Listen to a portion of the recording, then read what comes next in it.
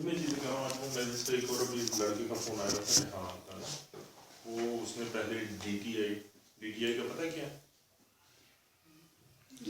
Descon training institute है डेस्कॉन का वहाँ से उसने वेल्डर का किया था फिर वेल्डिंग इंस्पेक्टर और उसका इंटरव्यू था मेरा उसका इंटरव्यू था तो पूछ जी वो सर पूछ रहे थे कि जी P नंबर क्या होता है F नंबर क्या होता है मैंने बताया था जहाँ भी इंटरव्यू होगा ना सारों ने एसमी के मुताबिक पूछ ठीक लेकिन सी स्वीप है आपको एंट्री देने ठीक।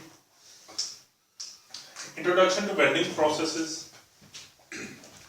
कल हमने देखा जब कि मेरे पास जो प्रोसेसेस हैं वेल्डिंग के बेसिकली हम वेल्डिंग देख रहे हैं लिक्विड स्टेट में जॉइनिंग देख रहे हैं और लिक्विड स्टेट में लाने के लिए मैं इलेक्ट्रिक आर्क की मदद ले रहा हूँ जिससे हम बेस मेटल को मेल्टिंग पॉइंट पे लेके हमने इसके अंदर से वही प्रोसेस चार देखने हैं जो कि इलेक्ट्रिक आर्क की मदद से कर रहे हैं। सिर्फ ये चार ही नहीं है हम ये बेसिक चार देख रहे हैं ठीक है।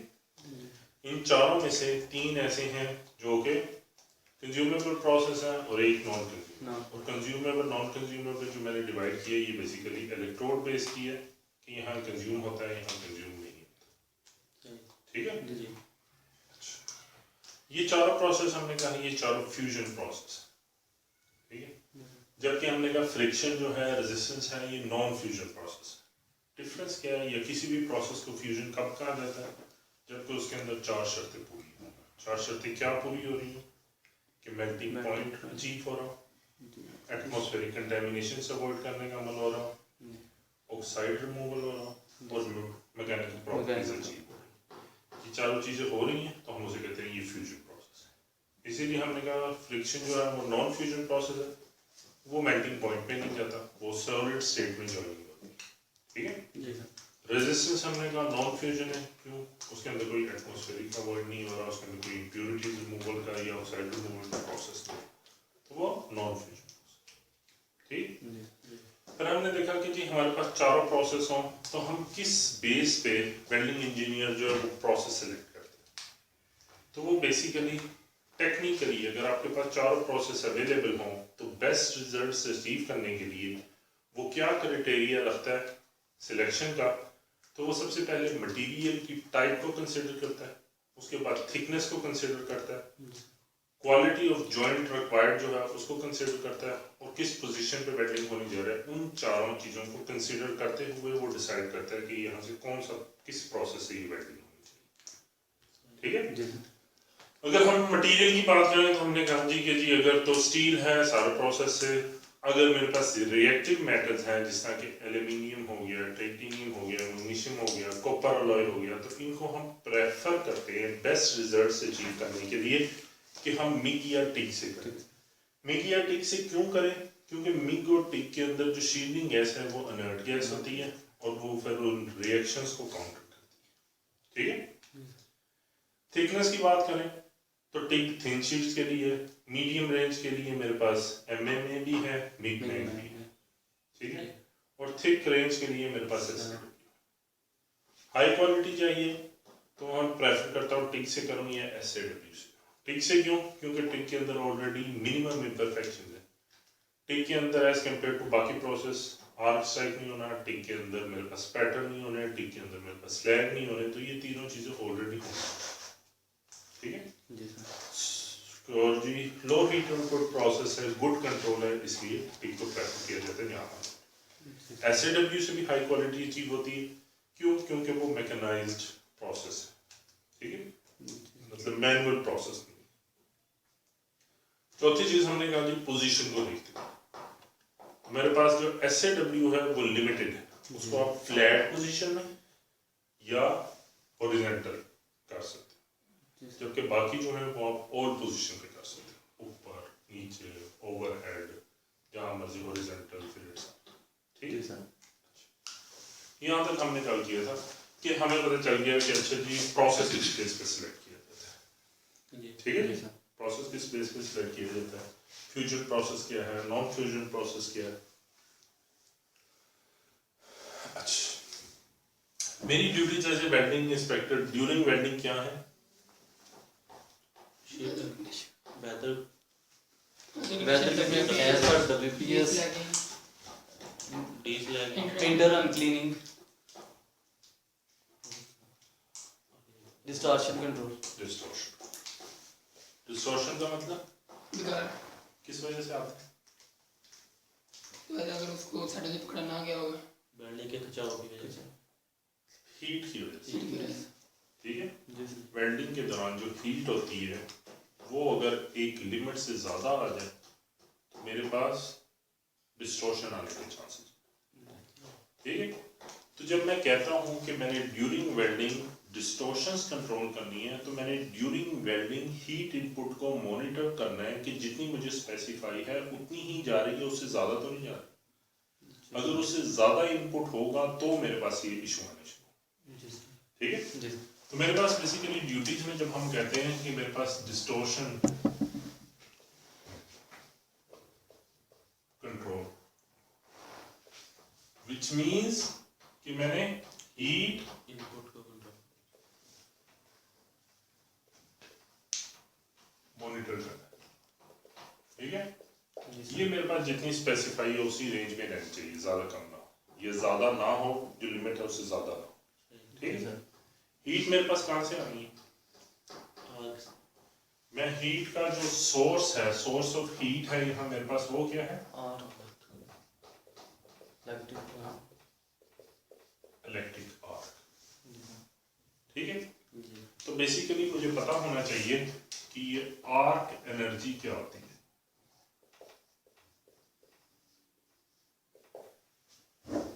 ठीक है, जी। आर्क एनर्जी का फार्मूला क्या है? Volt ampere, multiply Ampere's over travel speed, kilometre पर सेकंड, ट्रेवल स्पीड, जो कि यूनिट उसके मिलीमीटर पर सेकंड होंगे, मल्टीप्लाई 1000। ये फार्मूला है। जब ये फार्मूला मैं अप्लाई करूंगा तो मेरे पास आर्क एनर्जी के जो जीनो आएंगे वो आएंगे किलो जूल पर मिलीमीटर। ठीक है, ये मेरे पास, अगर मैं यहाँ 1000 से ना मल्टीप्लाई करता तो यूनिट्स आने से जूल्स पर मिलीमीटर। ठीक है, तो मेरे पास आर्क एनर्जी के यूनिट्स हैं किलो जूल पर मिलीमीटर। क्या है आर्क एनर्जी? ये क्या है? ये है कि जब मैं पर मिलीमीटर मूव कर रहा हूँ उस आर्क को लेके तो वो पर मिलीमीटर कितनी एनर्जी प्रोड्यूस कर रहा है, किलो जूल पर मिलीमीटर। जी सर। मैं पर मिलीमीटर उस आर्क को लेके चल रहा हूँ तो मेरे पास पर मिलीमीटर कितनी आर्क एनर्जी प्रोड्यूस हो रही है। जी सर। ठीक है, जी सर। आपने इन चीज़ों का ख्याल रखना है, ये यूनिट्स और ये यूनिट्स। ट्रैवल स्पीड के मिलीमीटर पर सेकंड होने चाहिए, किलो जूल पर मिलीमीटर। अगर ये पर कुछ और देता है तो आपने पहले इसको कन्वर्ट करना मिलीमीटर पर सेकंड। जी सर। ठीक है, करना आता है? मिनट में आता है तो पूछ, नहीं आता तो बता, कोई ऐसे। क्लियर कर दो। फर्स्ट मैं कहता हूँ, मैं आपको एक एमसीक्यू आता है। ठीक है, मुझे कहते हैं कि जी मेरे पास वोल्ट जो है वो है 25, एम्पेयर जो है वो है 120 और ट्रैवल स्पीड जो है वो है 300 पर, ठीक है, पर मिलीमीटर पर मिनट। इसको सेकंड में करना है, क्या करूँ? 1000 से जरूर देंगे। इसको 1000 से दर्ज दूंगा तो मिलीमीटर पर सेकंड आ जाएगा। बता, 60 से डिवाइड कर देंगे। 60 से कन्वर्ट है। 60 सेकंड, मिनट में 60 सेकंड। ये चीज़ याद नहीं करनी। मैं आपको एक चीज़, मुझे यहाँ क्या चाहिए? सेकंड, ये है मिलीमीटर पर, मुझे यहाँ सेकंड चाहिए। इसको मैं मल्टीप्लाई करूँ, 1 मिनट में कितने सेकंड होते हैं? 60। ये मिनट मिनट के साथ चला गया, मिलीमीटर पर सेकंड, मतलब इसको जब मैं 60 पे तकसीम करूँगा तो यूनिट आ जाएंगे मिलीमीटर पर सेकंड। जी सर। ठीक है, ठीक है। जी सर। अगर यही दिया होता 300 सेंटीमीटर पर सेकंड, तो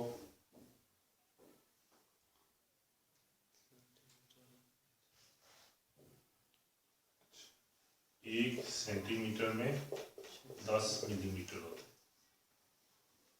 ठीक है। फुटे के ऊपर देखो तो 1 सेंटीमीटर 10 मिलीमीटर। 10 मिनट। अब मुझे यहाँ मिलीमीटर चाहिए, तो मैं क्या करूँगा, इसको मल्टीप्लाई करूँगा किससे, 10 मिलीमीटर 1 सेंटीमीटर, ये यहाँ गया। तो मतलब इसको इससे मल्टीप्लाई करूँगा तो मतलब आ जाएंगे 3000 मिलीमीटर पर सेकंड, ठीक है। जी क्लियर है? जी क्लियर है, ठीक है। मतलब आपको पता आपको ऊपर क्या चाहिए, नीचे चाहिए, और कन्वर्जन उस तरह मल्टीप्लाई करके। जी याद नहीं करना कि जी मैंने इसको 60 से मल्टीप्लाई करना है, डिवाइड करना है, ठीक है। जी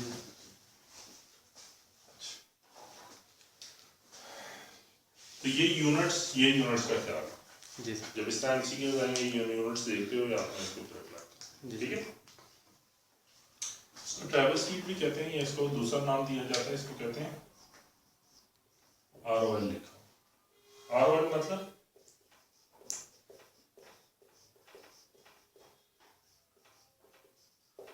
रन ऑफ लेंथ, ठीक है। जी सर। जो एमसीक्यूज आएगा उसमें लिखा होगा वोल्ट इतने, एम्पेयर इतने, ROL इतने।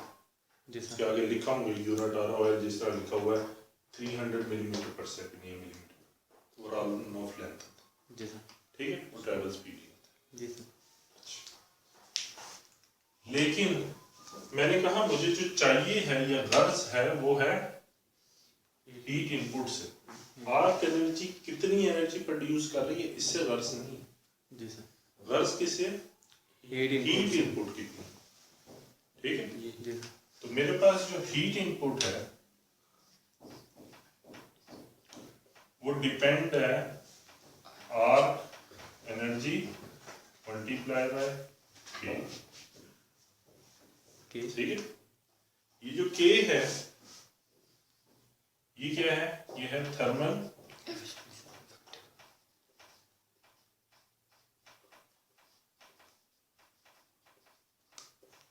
एफिशिएंसी फैक्टर, जी ठीक है। जी इस थर्मल एफिशिएंसी फैक्टर के ऊपर डिपेंड करता है हीट इनपुट मेरे मटेरियल में, जी ठीक।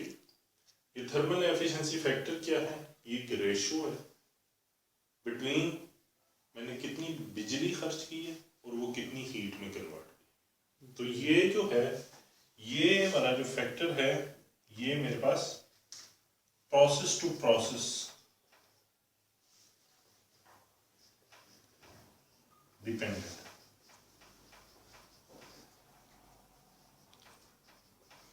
मतलब वेरी करता है प्रोसेस टू प्रोसेस, जी प्रोसेस डिपेंडेंट, जी ठीक है। कैसे,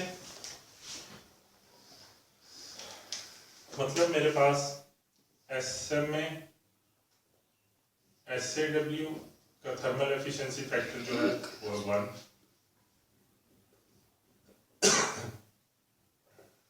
MMA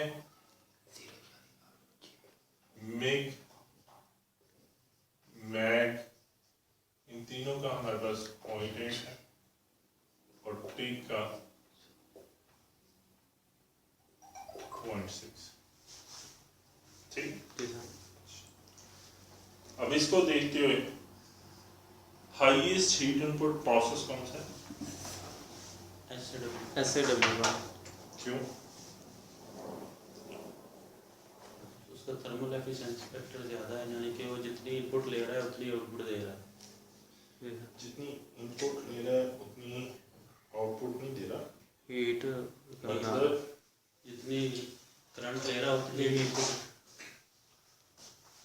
मतलब कि आर्क एनर्जी जितनी एनर्जी प्रोड्यूस कर रही है वो सारी की सारी हीट इनपुट की सूरत में वर्क पीस में कन्वर्ट होती जी सर। है, ठीक है। जी सर। और लोएस्ट हीट इनपुट प्रोसेस कौन सा है, 0.8 टिक, ठीक ठीक टिक, ठीक है। जी सर। टिक क्यों, क्यों, ठीक क्यों है? वो याद नहीं करना, चीजें बस रट्टे लगाने के लिए। इसमें आज एनर्जी ये मैंने 1 से मल्टीप्लाई किए है ना, हाँ जी जब ऐसे डब्ल्यू होगा तो जितनी एनर्जी आर प्रोड्यूस करेगा उसको मैंने 1 से मल्टीप्लाई करना है तो उतनी ही। आगे यहाँ मैंने 0.0 से मल्टीप्लाई करना है जब टिक होगी, जी तो इसका क्या मतलब है? इसका मतलब है आर्क एनर्जी जितनी एनर्जी प्रोड्यूस करेगा उसका 60% जो है वो हीट इनपुट की सूरत में कन्वर्ट होगा, 40% जाया होगा। जी सर, उसका 80% कन्वर्ट होगा। इसका 80% कन्वर्ट होगा। जी आर्क एनर्जी जितनी एनर्जी प्रोड्यूस कर रही है पर मिलीमीटर, जी सर, उसका 80% जो है वो वर्क पीस में जा रहा है, 20% जाया होगा। जी यहाँ 60% था, जी तो इसलिए ये इन प्रोसेस में से ये लोएस्ट हीट इनपुट प्रोसेस है और ये हाईएस्ट हीट इनपुट प्रोसेस है। ठीक है, जी सर, ठीक है। ये सारे वन ही क्यों नहीं है, डिफरेंट क्यों है? वजह सर उसमें फ्लक्स कवर्ड होता है, आर कवर्ड होती है फ्लक्स में, इसलिए उसकी हीट ज़ाया नहीं होती। और टिक है उसमें फिलर वायर अलग से देनी पड़ती है, फिलर वायर गर्म होने में हीट ज़्यादा ज़ाया होती है। मतलब आप लोगों ने देखी नहीं ना वेल्डिंग, जो SAW हमने कहा इसके अंदर मुझे शोला नजर नहीं आता, ये सबमर्ज आर्क। हाँ, ठीक, यहाँ क्या होता है, मेरे पास ये इलेक्ट्रोड है, यहाँ ऐसे शोला बना हुआ और इसके ऊपर सारे ये फ्लक्स होती है, मुझे नजर नहीं आ रही होती जब ये कर रहा होता है। जी सर, तो इसकी जितनी एनर्जी है वो कहीं जाया नहीं हो रही होती, वो सारी वर्क पीस में जा रही है 100%। जी ठीक है, इसलिए इसका थर्मल एफिशिएंसी। जी जबकि MMA मिग में के अंदर कैसे वेल्डिंग हो रही होती है, ये है, ये आर्क है और इसके इर्द गिर्द एक शील्डिंग गैस है। ठीक है, यह शील्डिंग गैस है। जी सर, यहाँ कुछ एनर्जी जो है वो यहाँ जाया हो रही होती और बाकी जो है वो यहाँ जा रही होती। तो यहाँ 80% जा रहा था, यहाँ 100% जा रहा, जी 20% उधर जा रहा। जबकि जो टिग वेल्डिंग है,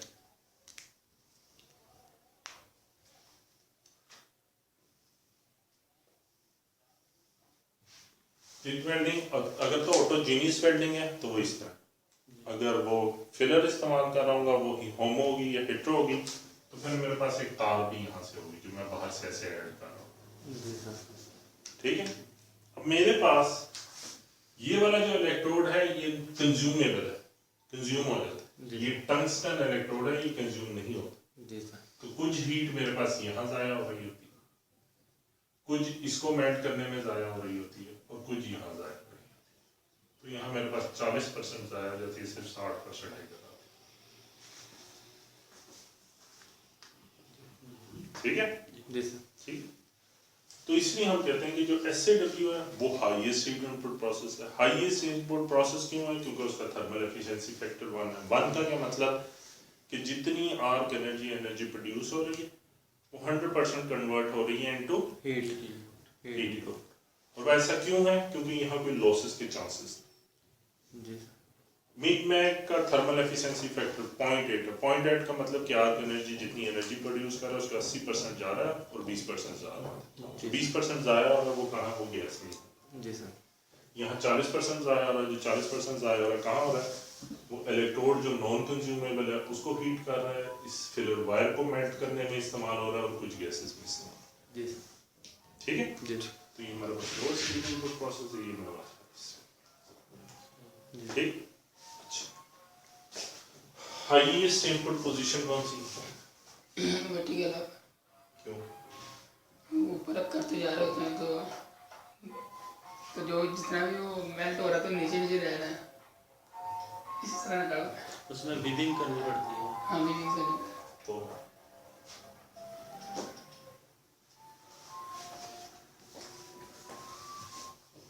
हीट इनपुट क्या है? हीट इनपुट क्या है? Arc energy multiplied by thermal efficiency.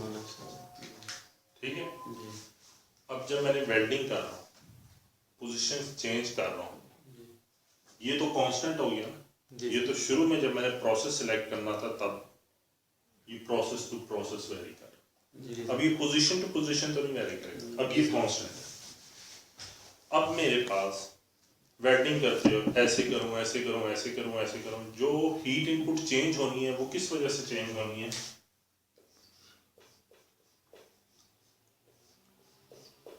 वो इन 3 वेरिएबल्स को चेंज करने से हो, क्योंकि ये वाला जो k है ये तो कांस्टेंट हो गया जब मैंने प्रोसेस सिलेक्ट कर दिया। जी सर। अब जो वेरिएशन आ रही है वो बेसिकली इन तीनों को चेंज करने से वेरिएशन आ रही है।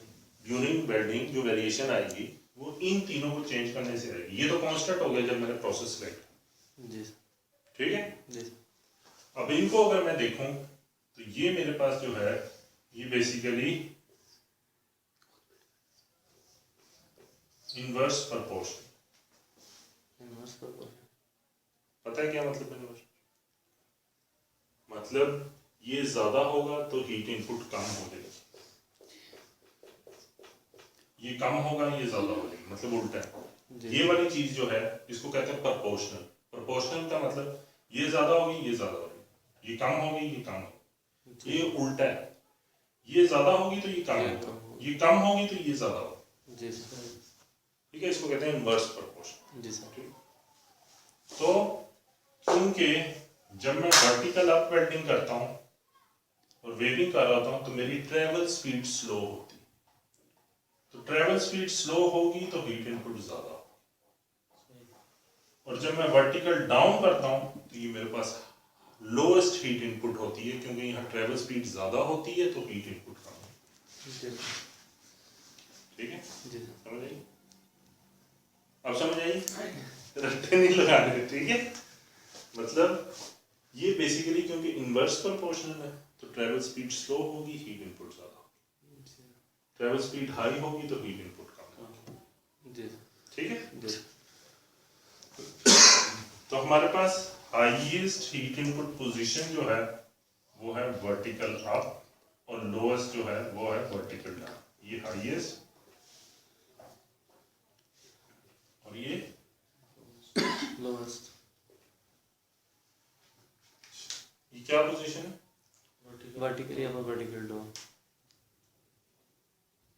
P P F P F P G. P G. ये ब्रिटिश पोजीशन है, जी सर। ठीक है। हम आगे देखेंगे, बाद में बताऊंगा। जबकि जो अमेरिकन पोजीशन है उसे कहते हैं 3G। ये अपहिल और ये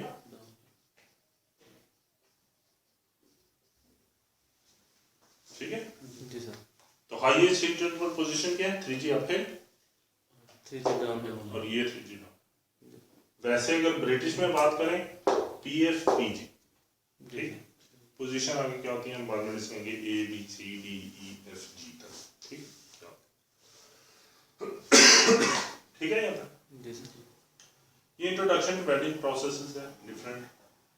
फ्यूजन प्रोसेस क्या होता है, नॉन फ्यूजन क्या होता है, प्रोसेस किस बेस पे सिलेक्ट किया जाता है, आर्क एनर्जी क्या होती है, हीट इनपुट क्या होता है, इसका फार्मूला, ठीक है। Thermal efficiency factors, highest heat input process कौन सा है, लोएस्ट कौन सा है, हाईएस्ट हीट इनपुट पोजीशन कौन सी है, लोएस्ट, ठीक है। ये सारी चीजें ठीक है। लो फिर हम एसएमडब्ल्यू फार्मूला भी याद करने के